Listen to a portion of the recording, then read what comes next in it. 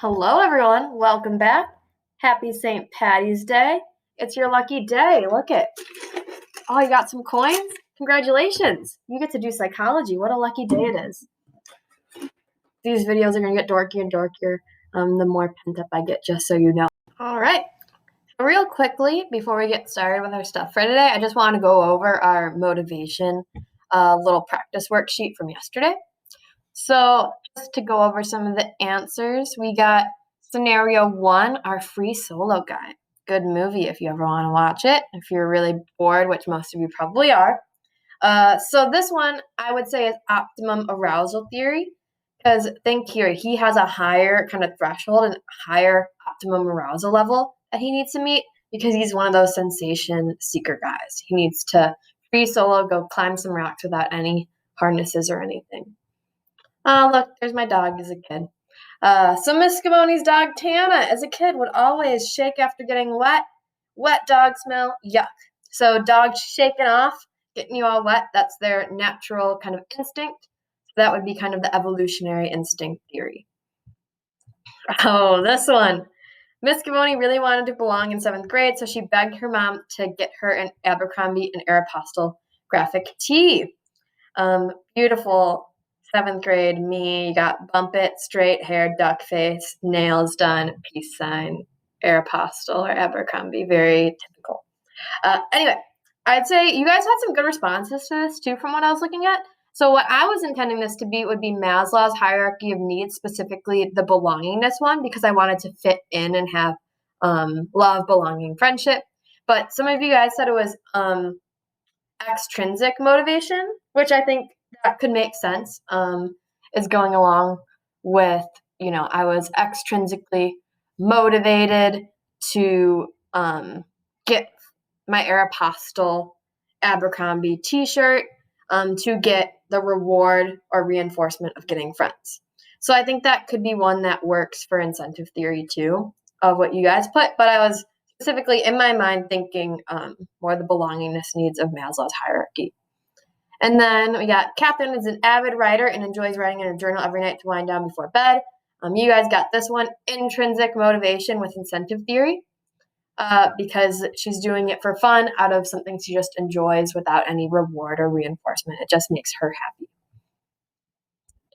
Julia got hangry and almost ate my almost ate all my pizza before I could even get a slice. Sad face. So this one would be drive reduction because I had the drive of hunger, and then to alleviate that, Julia had the drive. She ate her food. And then we got Camille only plays soccer because her dad is the coach and she doesn't want to let him down. This one would be the extrinsic motivation of the incentive theory because she's extrinsically motivated to play soccer. It's not her love to do that. It's just because her dad's doing it and she doesn't want to let him down. So it's extrinsically motivated there. Anyway, welcome back. Motivation, emotion. Alrighty, so let's get to it. When we talk about an emotional response, there's 3 parts that we need to know to it. So first you have your physiological arousal. So physiological, think body, not psychological, physio, like physical, your body.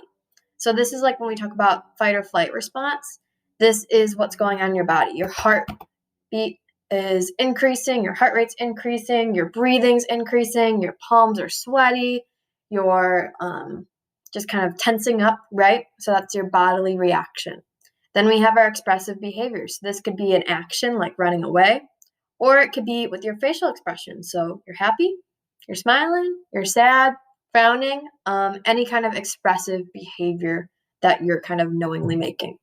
And then your conscious experience. So this is the cognitive component. And remember, cognitive, we think thinking.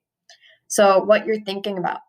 So maybe it's that fight or flight response, and you're thinking, am I going to get hurt? You're trying to interpret and assess the situation and think about it. And then we got all these different theories of emotion. So just like motivation had a bunch of guys we need to know, there's several theories of emotion that we also should know.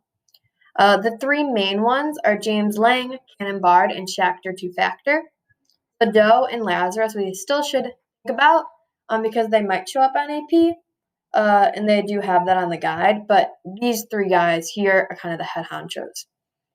So what they're all kind of trying to debate and they're disagreeing on are a couple of things. So they're trying to see when physiological arousal happens, and they're going to disagree on whether it's before or after you have your emotional feeling response. And then they're also trying to think if there's a cognitive component.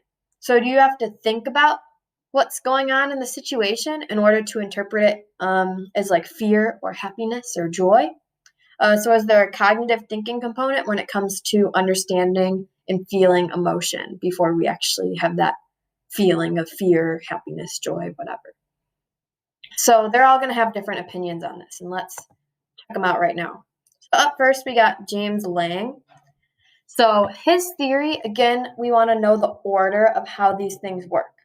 So before I get started with his, we're all going to start with a emotion-provoking stimulus. So every theory, it's the same beginning. You have some kind of thing in your environment that's going to cause an emotional response. Maybe it's a present that caused happiness. Maybe it's seeing your friend. You're super surprised that you haven't seen them in forever. Or in this case, I'm going to give the example of fear, a fear-producing stimulus, which is a snake. So again, knowing the order of these things is important. So what James Lang says is that you have an emotion-provoking stimulus. So we got our snake, and then that's going to cause us to have some kind of physiological bodily response. So first thing we need to know is it's the bodily response. So you're sweating, knees weak, whatever. You got your M&M, vomit all the sweater already, mom spaghetti. Think of that. So bodily response is what M&M has going on for him. So trembling, heart rate, breathing. So he's going to say seeing the snake causes that bodily response first. And then you realize, oh, gee whiz, like I'm sweating, my heart rate's going, whatever. Now I'm going to experience the feeling overall of fear based on having the bodily response of heart rate, breathing, and that. So it's the bodily response that causes us to think, oh, yep, fear response. So again, bodily, physiological response, then the overall feeling of fear. Okay, then we got Cannon Bard. So they kind of disagreed with James Lang because they're saying, okay, James Lang, hold on a sec. This is like emotions happen way too fast. So when you have like a fear response or something like that, it's like an instant. Your theory doesn't really make a whole lot of sense that you are having the physiological response, then you have to realize, oh, okay, this is going on. Oh, I feel fear. It doesn't happen that slowly. They're saying it's a pretty quick thing. So he's saying that the physiological arousal and the emotion are two separate things, but they're happening at the same time. So let's take the stimulus of a fearful snake. You see a snake in the environment. You're gonna at the same time, kind of track one, experience the physiological arousal, sweaty, heart rate increase, but then you're also going to experience the overall feeling of being scared, of being fearful. So these are two separate things, but they're going on at the same time. And then we got the third one, which is Schachter two-factor. That's a fun one to say. So we start again with the emotional stimulus. But what we see here is he adds a cognitive component. So he's talking about the thinking going on here. So he says we got our snake is the stimulus. And then you have your physiological arousal. So say you got sweaty palms, you're freaking out. Uh-oh, this needs to go here too. You got your sweaty palms, etc. And then you're going to label that. So consciously, you're going to have to think and do the cognitive component. So label that as, okay, I'm afraid. I'm sweating, I'm scared. I see a snake. Now I'm going to label it as something bad that I'm afraid of. And then therefore you experience the emotion of fear. But what they're saying here is, again, they're kind of bringing up an issue that could arise, and that's why they didn't like some of these other ones like James Lang. Because an issue that arises is, say that you're working out at the gym. So James Lang, his theory is going to say, okay, so the stimulus is like going on a treadmill, and now you have the physiological response of you're sweating, your heart rate's going, you're breathing really heavy, and then his response would say you're going to feel fear. But that doesn't make a whole lot of sense, right? Because the gym isn't something that's a fearful, that would cause a fearful response. So Schachter two-factor says that it's important to put this cognitive thinking piece in because you have your stimulus, let's say it's the going to the gym on the treadmill, you're sweaty, your heart rate's going, but you have to think, okay, cognitive label, oh look, I'm sweating, oh, but I'm at the gym, so we're cool, it's not a fear response, so I'm going to feel just whatever. So that's kind of what he's adding is that cognitive piece. We need to kind of assess the situation and label what we're feeling before we kind of have the overarching response of fear. And one kind of piece of empirical evidence that they use for the Schachter two-factor theory is done by two psychologists in 1974 called Dutton and Aaron. So what we have, one possibility I see is Jamba on East Ogden Avenue. At least that one sounds good. Oh, they're trying to get me to go to Jamba Juice on my phone. Interesting. Okay. So what we have here for empirical evidence is Dutton and Aaron. So what they're saying here is they set up this kind of experiment, and there's two conditions. So one condition is there's a long, scary bridge. So look in this picture. This is actually what they used, a long, wobbly bridge that they have to cross. So these men are crossing this bridge, and at the end, they have to talk to a woman, and she interviews them and then gives them her number just as like a formality, like if you have any more questions or want to go over anything, give me a call. And then the second condition, it's the same thing. So men are getting interviewed by this woman, but they're not having to cross a scary bridge. They're just walking down the street. They meet her.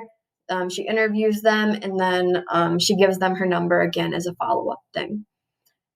So what they're trying to see is what percentage of men is going to be higher in calling her back and trying to like initiate maybe like going on a date or something like that. So they find that there's a way higher percentage of men in the condition in the wobbly, scary bridge calling up the lady interviewer to ask her out on a date or to talk to her. And they said, why did this happen? We go back to Schachter two-factor. So it was a misattribution, is what they call it, of arousal. So here you have the physiological arousal of they're crossing a bridge, their heart rate's going, they're sweaty, and then they're labeling it. They're kind of having a misattribution when they're labeling it of saying, oh, this means I'm in love with her, like it's butterflies in my heart. So then they're misattributing that. And then, so let's say instead of it being the stimulus is what really is the bridge that's causing that, they're actually thinking it's the woman and misinterpreting that whole thing. So they're saying that it's important to have this, again, cognitive label. And if you're saying like, oh yeah, like I'm thinking that I'm in love or I'm thinking that I'm scared, this is good empirical evidence to this Schachter two-factor theory that you have this arousal and you have to interpret it in which these guys are wrongly interpreting it as being in love. So pretty interesting stuff here.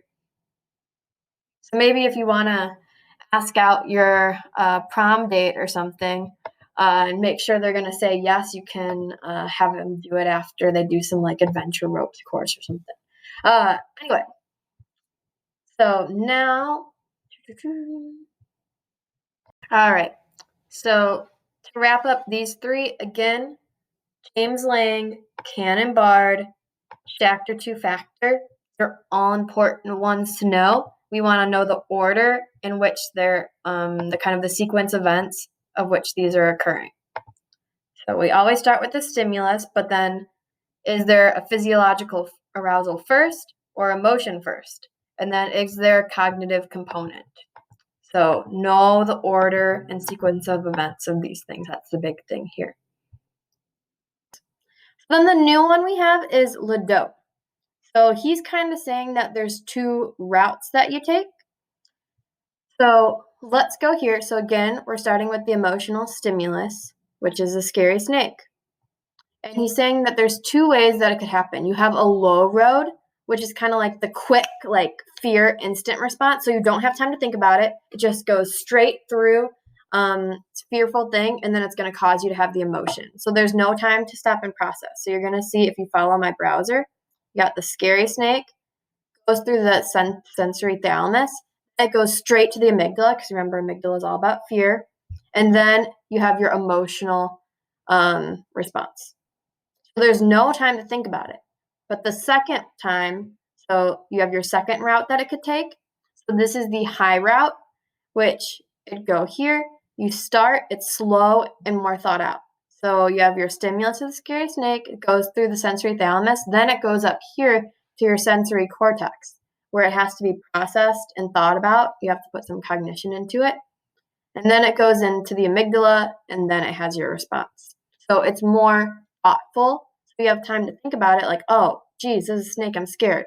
Whereas the first route is just an immediate kind of jolting fear response. So you might see something that's not even scary, actually, but you didn't even think about it. You just had an immediate fear response, right? Did you ever like accidentally have someone just like you're walking down the street and someone pops out and they're not actually scary, but it was just that immediate boom fear response? That was the low road.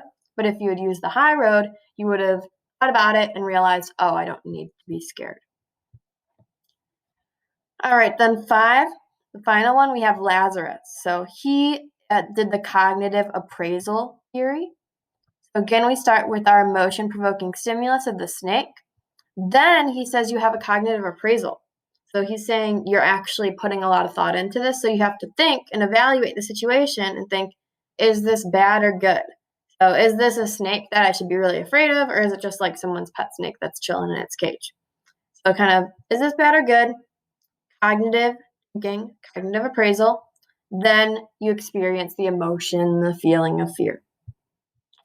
So again, know the order in which those things are happening. And here's a nice little graphic that kind of explains it again. So James Lang, you have your snake, then you have the heart pounding, the physiological arousal, and then you have your fear, the feeling overcoming you of fear, the emotion. And Bard, you have your arousal, the stimulus of snake. Then you have physiological arousal of heart pounding at the same time that you're experiencing fear. So it's simultaneous. And chapter 2 factor, arousal. You have the simultaneous physiological arousal with the cognitive appraisal of it. So interpreting it as thinking about it as being scary, then you're overcome with fear. So they're saying, again, there has to be more thought put into it than just the physiological thing causing you to experience the emotion of fear. And then Lazarus, you have, it's straightforward, just the snake happens, then you have the appraisal, you have to think about it, and then interpret it as scary, then you have the feeling of fear and your physiological response too. Okay. So now moving on to an interesting topic that I like a lot. This is the idea of facial expression. So we talked about kind of the order in which our emotions go. And now we're talking about kind of how we express those and show our emotions. So are facial expressions universal is our question. So does every culture in the world think, you could be in Africa, you could be in the United States, you could be in France. Do all cultures have the same facial expressions for each emotion, or do you think they display it differently? Write your notes in your notes packet. And now we got our buddy Paul Ekman. So he's very important when it comes to how we express our emotions. So he's done a lot when it comes to facial and nonverbal displays of emotions. So Paul Ekman, a good name to know. So what he did is he actually identified that, yes, there are 7 universal facial expressions. So there are some that are different. There's ones that, especially thinking nonverbal gestures, we know. So, for example, I think it's like if you do something like this with your hand on your neck, it's offensive to people in Italy. Or the okay sign for us is something good, but then in other cultures, it could be disrespectful. But he did identify 7 facial expressions that are universal. They're universally displayed with the same 7 emotions that are universally displayed with the same 7 facial expressions. So here, this is universal in every culture. It would be sadness, fear, anger, disgust, contempt, or I like to think of it as like scornful, then surprise and happiness. So all 7 of these he's done research. I think he did a lot in New Guinea, seeing that, yes, all cultures display these in the same way. So if he were to, his research kind of consisted of asking people, if your son died, how would you react? Or like show me in your face how you'd react if I told you your son died. So then seeing how people react to those, and it was all pretty much the same. So he kind of pinpointed then what made that, what kind of marked that emotion or that facial display. So here you can see face of disgust, lowered eyebrows, wrinkling on the bridge of the nose. So we kind of pinpointed things that all people are doing in common to display those feelings of emotion. So what he also came up with is something called display rules. And these are just the acceptable ways of displaying emotions in a certain society. So in our sociocultural unit, we're going to talk about individualist versus collectivist cultures. Individualists are like the United States and European countries. They're very much, it's good to be different. We want to be unique. We all want to be our own person, and we want to find success for ourselves and kind of make it for ourselves. We're individual oriented. Collectivist is more the group. So those are more typically like Asian cultures, they found. So you're very group oriented. So like you don't want to stick out because you want to be one with the group. And it's all about you don't want to disown your culture, your family, or your country kind of thing. So what they found is that there's different ways of displaying these emotions in different cultures. So in collectivist cultures, they found that children are supposed to hold in their emotions more. So you don't want to display them. Could be kind of that idea of you don't want to stick out or look bad upon your family or culture. It's that group mentality. And then individualistic cultures, we encourage people to express their feelings more openly. Obviously, there could be gender differences. Definitely, we can talk about that in sociocultural, but we tend to be more open and expressive with our emotions. And if you guys go on to Paul Ekman's website, pretty interesting. You can spend some time on that. But you can take the test on the link that I posted on Classroom, and you can see if you can recognize the 7 universal emotions. So these are tested with people from New Guinea, I believe. So you can see here's an example. They're going to show you a face, and you're going to have to guess what emotion they're expressing based off of the face they're making. So see if you get 7 out of 7 on there. And then finally, wrapping that up, another important term we need to know when it comes to facial expression of our emotions is called the facial feedback effect. So this is pretty interesting. It's just saying that we have a tendency to have our facial expressions then cause our emotional feeling. So they're saying, again, the big thing with emotions is kind of the order in which things are happening. So first we need to know that we have our emotion, we have our facial expression happens first. So maybe you're just happen to be smiling or you're frowning for some reason. They're saying that just the facial muscle of having that frown or having that smiley face could then cause you to actually feel that emotion. So moral of the story is that if you are frowning, you're more likely to be sad and feel that emotion of sad. If you happen to have your face in a smile, then more likely it's going to cause you to be in that emotional state of being happy. So a little oversimplified. It's probably not as simple as smile if you want to be happy, but that's kind of the way you can remember it, right? So now, hopefully you guys did this. You can go back to your selfie Google Doc And I want you guys to test this theory out of Ekman's.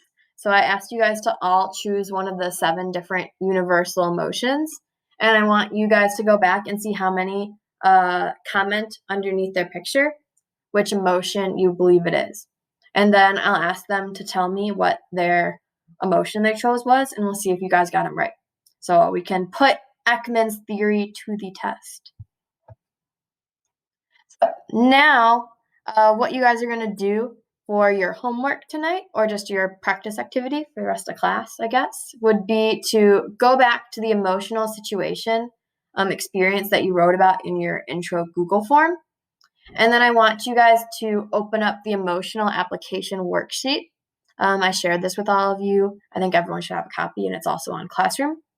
So I want you to write out the emotional experience you talked about, and then I want you to apply each of the 3 big guys, their theories and how they'd explain it. So how would James Lane explain it? Cannon Bard and Schachter two-factor explain your emotional experience. And then I also asked you to say which one you think explains it best. So which one kind of works best for your situation with your emotion. So again, big things is order. Make sure you guys for AP have these memorized, the order in which things are happening. When physiological arousal happens, when emotion happens, when cognitive interpretation and things, or if that's part of their theory, happens. And then you guys are good to go. All right.